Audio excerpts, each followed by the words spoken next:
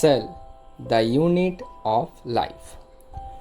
When you look around, you see both living and non-living things. You must have wondered and asked yourself, what is it that makes an organism living?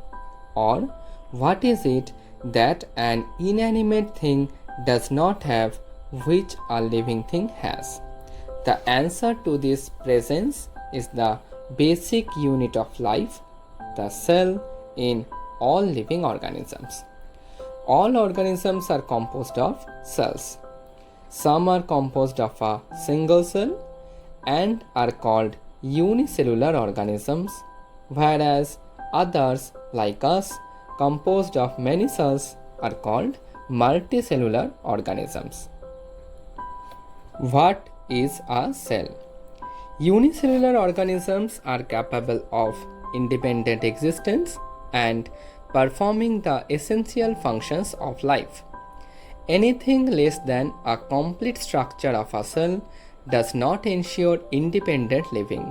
Hence, cell is the fundamental, structural, and functional unit of all living organisms. Anton von Leeuwenhoek first saw and described a live cell. Robert Brown later discovered the nucleus.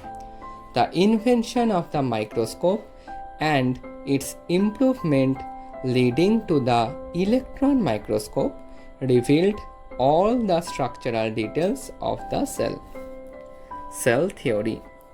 In 1838, Matthias Leiden, a German botanist, examined a large number of plants and observed that all plants are composed of different kinds of cells which form the tissues of the plant. At about the same time, Theodore Swan, 1839, a British zoologist, studied different types of animal cells and reported that cells had a thin outer layer which is today known as the plasma membrane. He also concluded, based on his studies on the plant tissues, that the presence of cell wall is a unique character of the plant cells.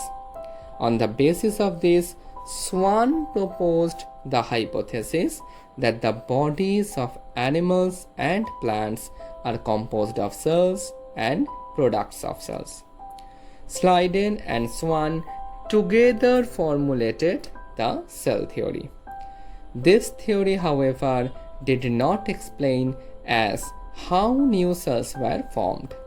Rudolf Virchow in 1855 first explained that cells divided and new cells are formed from pre-existing cells, which is called as omnis cellula e cellula. He modified the hypothesis of Leiden and Swan to give the cell theory a final shape. Cell theory, as understood today, is all living organisms are composed of cells and products of cells. All cells arise from pre-existing cells. An overview of cell. You have earlier observed cells in an onion peel and or human cheek cells under the microscope. Let us recollect their structure. The onion cells, which is a typical plant cell, has a distinct cell wall as its outer boundary, and just within it is the cell membrane. The cells of the human cheek have an outer membrane as the delimiting structure of the cell. Inside each cell is a dense membrane-bound structure called nucleus. This nucleus contains the chromosome, which in turn contain the genetic material DNA. Cells that have membrane-bound nuclei are called eukaryotic, whereas cells that lack a membrane-bound nucleus are prokaryotic. In both prokaryotic and eukaryotic cells, a semi-fluid matrix called cytoplasm occupies the volume of the cell. The cytoplasm is the main arena of cellular activities in both the plant and animal cells. Various chemical reactions occur in it to keep the cell in the living state. Besides the nucleus, the eukaryotic cell have another membrane-bound distinct structures called organelles, like the endoplasmic reticulum or ER, the Golgi complex, lysosomes, mitochondria, microbodies, and vacuoles. The prokaryotic cells lack such membrane-bound organelles. Ribosomes are non-membrane-bound organelles found in all cells, both eukaryotic as well as prokaryotic. Within the cell, ribosomes are found not only in the cytoplasm but also within the two organelles, chloroplasts in plants and mitochondria, and on rough ER. Animal cells contain another non-membrane bound organelle called centrosome, which helps in cell division. Cells differ greatly in size, shape, and activities. For example, mycoplasmas, the smallest cells, are only 3 micrometer in length, while bacteria could be 3 to 5 micrometer. In this, there are various diagrams showing red blood cells. Shape is round and biconcave. White blood cells, amoeboid. Columnar epithelial cells, long and narrow. Nerve cells, branched and long. Tracheate, elongated, and mesophyll cells, round and oval. The largest isolated single cell is the egg of an ostrich. Among multicellular organisms, human red blood cells are about 7 micrometer in diameter. Nerve cells are some of the longest cells. Cells also vary greatly in their shape. They may be disc-like, polygonal, columnar, cuboid, thread-like, or even irregular. The shape of the cell may vary with the function they perform. Prokaryotic cell. The prokaryotic cells are represented by bacteria, blue-green algae, mycoplasma, and PPLO, full form Pleuropneumonia-like organisms. They are generally smaller and multiply more rapidly than the eukaryotic cells. They may vary greatly in shape and size. The 4 basic shapes of bacteria are bacillus, rod-like, coccus, spherical, vibrio, comma-shaped, and spidillum or spidal. The organization of the prokaryotic cell is fundamentally similar, even though prokaryotes exhibit a wide variety of shapes and functions. All prokaryotes have cell wall surrounding the cell membrane except in mycoplasma. The fluid matrix filling the cell is the cytoplasm. There is no well-defined nucleus. The genetic material is basically naked, not enveloped by a nuclear membrane. In addition to the genomic DNA, which is represented as the single chromosome or circular DNA, many bacteria have small circular DNA outside the genomic DNA. These smaller DNA are called as plasmids.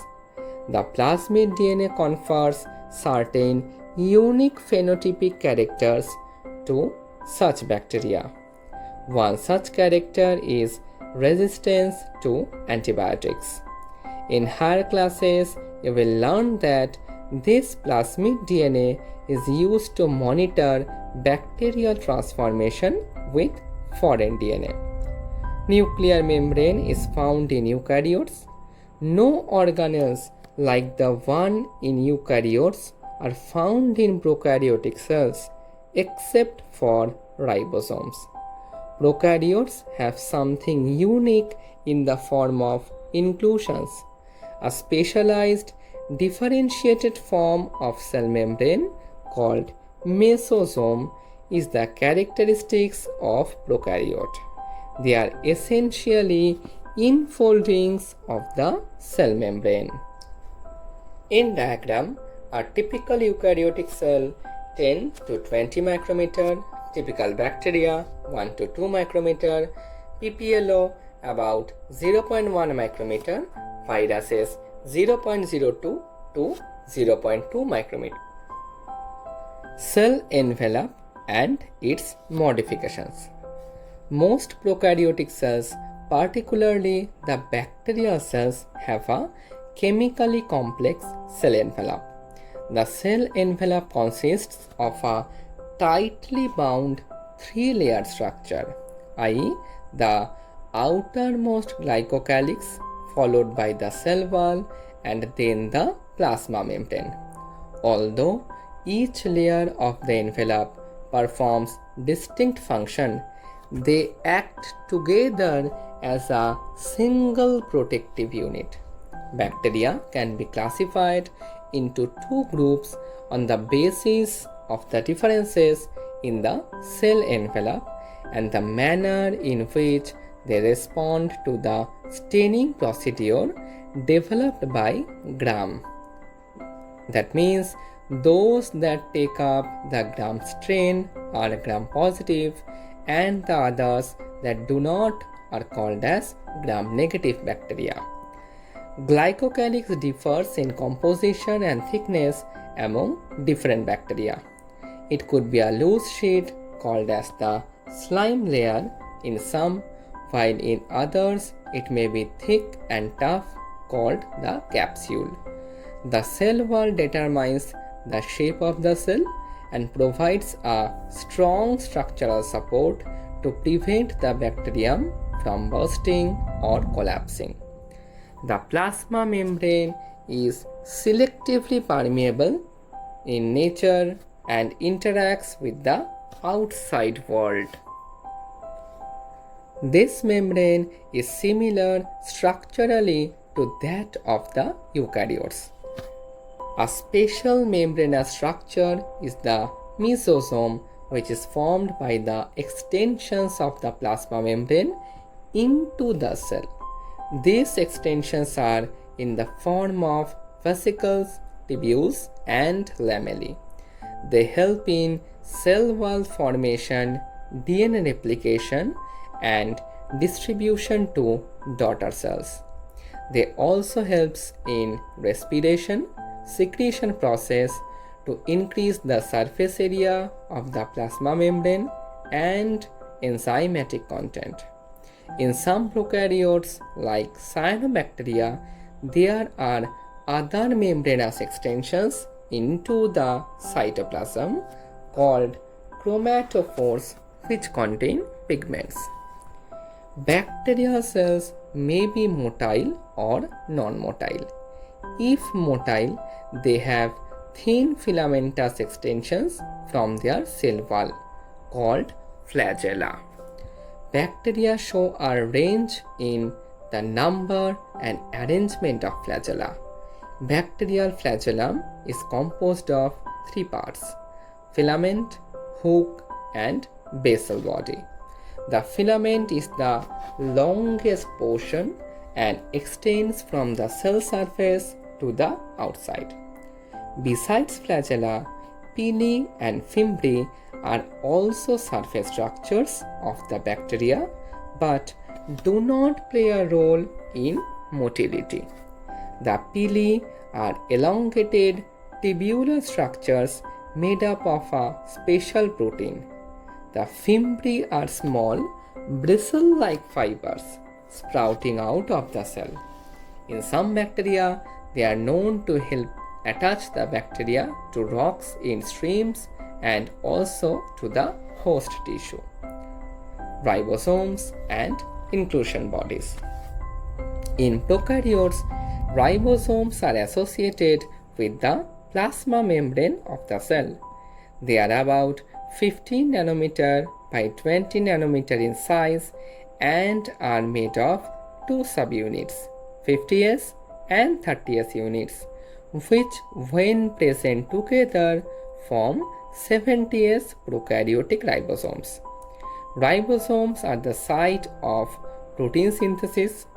Several ribosomes may attach to a single mRNA and form a chain called polyribosome or polysome. The ribosomes of a polysome translate the mRNA into proteins. Inclusion bodies. Reserve material in prokaryotic cells are stored in the cytoplasm in the form of inclusion bodies. These are not bound by any membrane system and lie free in the cytoplasm. Example: phosphate granules, cyanophycean granules, and glycogen granules.